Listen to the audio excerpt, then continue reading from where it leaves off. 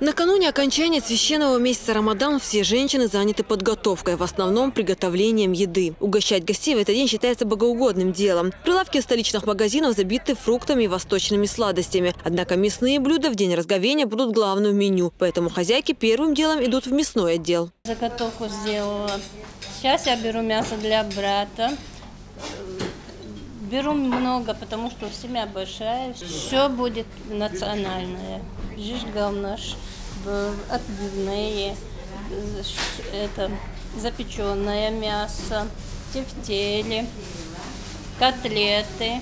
Соки и зелень на рынке разбирают сегодня на глазах. Летом эти продукты украшают каждый стол. Сахарная олива цены в этот день никогда не поднимает, а наоборот старается еще больше угодить клиентам. Именно поэтому у нее всегда очереди. Зелень, витамин. Все люди здесь. Мы дорого не продаем. Я всегда здесь. Мои клиенты обижаются, если я дорого зелень продаю, они меня обижаются. Я всегда здесь. Если я сегодня дорого продам, они завтра меня не будут покупать. Я все дешевле, как обычно. Как всегда продаю, так продаю. Готовясь к празднику, каждая хозяйка старается приготовить что-нибудь особенное и по-своему украсить стол. Залва Абдулаева не исключение. Женщина всегда старается использовать всю свою фантазию в приготовлении блюд. Говорит, что любит не только изысканный вкус, от еды должна быть и польза для организма. По возможности сделаем все.